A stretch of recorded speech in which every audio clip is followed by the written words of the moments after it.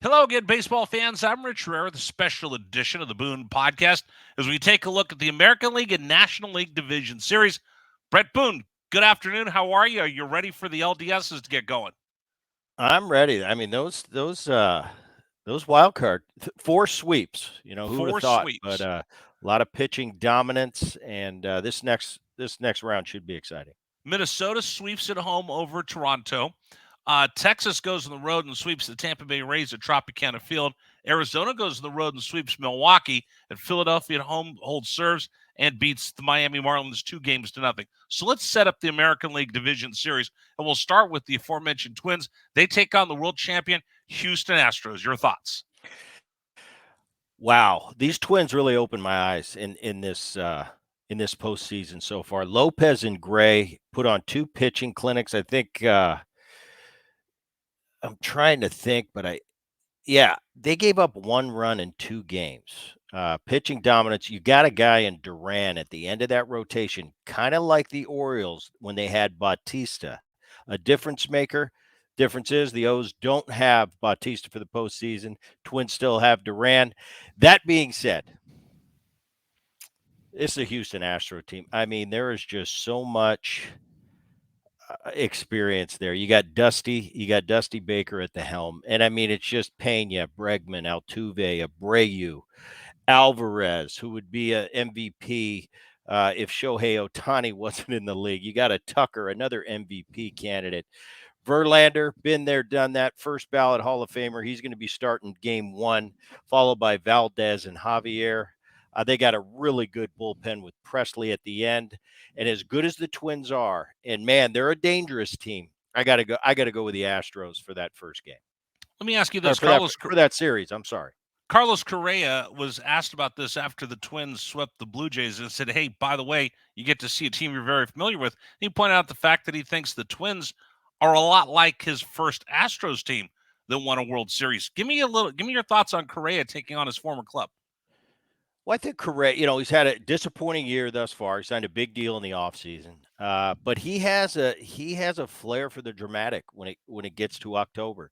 He self-proclaimed himself, this is my time of the year, which is pretty bold. But I have to give it to him. He seems to come through time and time again in the postseason.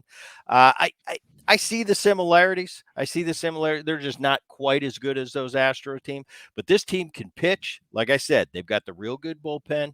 They led the American League in home runs, so that's something. But I just look at this Astro team. There's just too much there.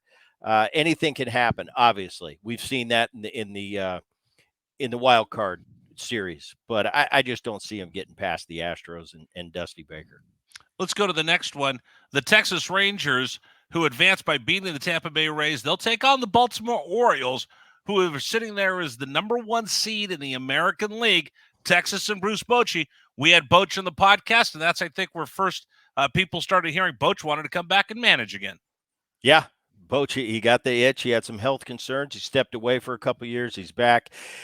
And he's one of the difference makers, like a Dusty Baker. He's got that calm. We had Boch on the podcast, and we discussed managing that 1998 San Diego Padre team in the World Series. His first World Series, they lost, and then managing three successful times with those Giants in 10, 12, and 14. And he said there's a difference to managing in the postseason, and him losing that first one taught him some valuable lessons. And he's going to take that into this series. Not much better than Boch at the top of the rung for you going into a postseason.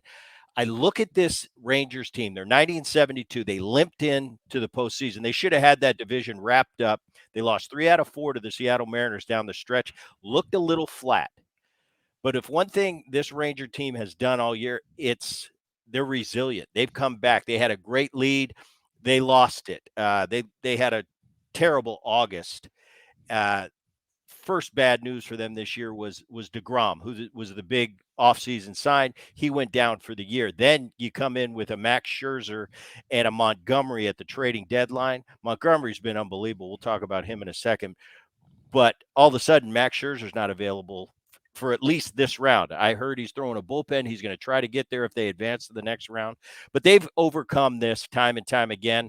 Dunning's going to be their day, the opening game starter for him. He's better than people think. He's really good. And then you come in with Montgomery and Evalde. Over on the Orioles side, they were 101 and 61. One of the big uh, feel-good stories of the year. The Orioles haven't been talked about for years and years.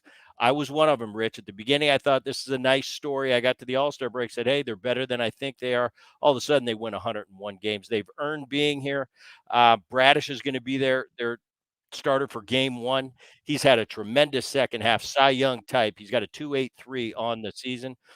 But after that, I just don't think they match up with the Rangers. The Rangers limped in, but all of a sudden had a big series in the wild card. I don't know. Santander, Rushman, Mullins, Mountcastle, Gunnar, Henderson. They got a lot to prove here. Everybody's saying they're too young. It's their first time in. I'm kind of in that camp. I think the Rangers, their experience, Bruce Bochy at the helm's too much for the Orioles. I have the Rangers going on. All right, let's jump over to the National League, where it's the Arizona Diamondbacks go into Milwaukee and beat the Central Division champion Milwaukee Brewers. So it'll be Arizona facing someone they know quite well, and that's the Los Angeles Dodgers. This, for me, Rich, is kind of the David and Goliath of all the matchups. I think the Diamondbacks, 84-win team, just finished the wild card, and it was an upset, those Diamondbacks getting to the second round. But their leadoff hitter, Carroll, he's something. 56 bags on the season, 25 home runs. He was in the middle of both of those wins in the wild card series. They got the number 7 offense, number 10 in home runs. They got the 10th best ERA as a staff, 9th best bullpen, 84 wins, playing the Dodgers. It just doesn't add up numbers wise. But if it added up numbers wise, they wouldn't even be in this second set of playoffs. So throw that out the window. Dodgers to me, and I did my show with Tyler Kepner here on the Boom podcast, and I picked the Dodgers to win the whole thing. I just think they're poised.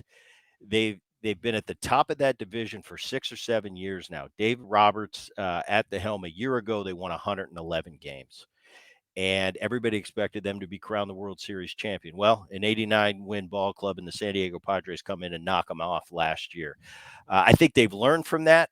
They've had to unbelievably overcome so many things. Urias, who's got suspended, he's been one of their big lefties in that starting rotation. Gonsolin, Walker Buehler hasn't thrown a pitch this year. May, their big young prospect, he's out for the season again. Kershaw still is the guy at the top of that rotation. He's getting a little bit older. They've been really calculated on how they save his arm. They haven't been letting him go past a certain amount of pitches. He had another great year. He's going to be a first ballot Hall of Famer. So it's going to be basically Kershaw, Miller, and Lynn, their first three. That bullpen is explosive. They're number 2 in the National League from a bullpen standpoint. And this team, I've watched them. Rich, I didn't pay attention to them all year until September. I watched them a series with the Seattle Mariners, and then I kept my eye on them. This team is really, really good. They've got 2 MVP candidates at the top of the lineup in Mookie Betts and Freeman, who've had unbelievable years. Muncy can rake. JD Martinez, they're going to hit a lot of balls out of the ballpark. I think this Dodgers team is just too good for the Arizona Diamondbacks. Okay, on the flip side of that, we have 2 teams out of the East that are going to get together, the Philadelphia Phillies and the Atlanta Braves. Well, this is the heavyweight bout. For all you guys out there that just watched the Phillies win 2 quick ones in the wild card, there's home field advantages, and then there's Philadelphia. That place, it was like Game 7 of the World Series from the first pitch on. I grew up in Philadelphia. I've played in Philadelphia. As a baseball player, you couldn't ask for a better atmosphere. It was all Phillies in the first series. Wheeler and Nola put on 2 pitching clinics. Unbelievable. Can Nola continue to do that? I think Wheeler can. He's a bona fide ace for me. But can Nola back that up? They're going to get to see Wheeler once. He's got to come back on 3 days rest, maybe twice. Go over to the Braves. Best team in baseball, 104 wins on the season. Acuna's probably going to be the MVP. Probably runner-up for the MVP is going to be the first baseman for the Atlanta Braves. Olsen hit 54 home runs this year. They just really don't have a weakness. Going in, Morton is iffy. I don't even know if he's going to be on the roster. Max Fried had a blister problem, seems to have gotten past that. He's been throwing now without the Band-Aid, so he's going to be fine. Interesting here in the regular season, Strider, who's going to be the opening game starter for the Atlanta Braves, 7-0 in his career in the regular season against the Philadelphia Phillies. He's going to be able to pitch game 1 and game 5 if necessary. When it comes down to it, both great teams, both explosive offenses. In the end, Braves are just a little too good. Okay, let me ask you this, because the West is represented, the East is represented. I know we have a balanced schedule, so everybody plays the same amount against everybody else, Right. but there's some familiarity. Does that play into anything? Oh, sure it does. But they're both veteran teams. They've been there, done that before. A year ago, Phillies, if you remember, the Phillies knocked off the mighty Braves a year ago. This is a better Braves team this year. This is a deeper Braves team. And you've got a new Robert Acuna Jr., who wasn't this type of player a year ago. He's still coming off that injury, getting healthy. Olson's matured another year, and this guy's he's Olson. You heard it here. Besides Aaron Judge, Olson is going to be the next guy to hit 60 homers. He's in the middle of that lineup. Azuna hit 40 homers. They had 1, 2, 3, 4, 5, 6 players on that team hit 30 or more home runs. They led the league in home runs, led the league in home runs by a lot, by 70 over the number 2 home run hitting team. This Braves machine, I think it's a little too much. Rob Thompson, really good and really has turned that Phillies team around.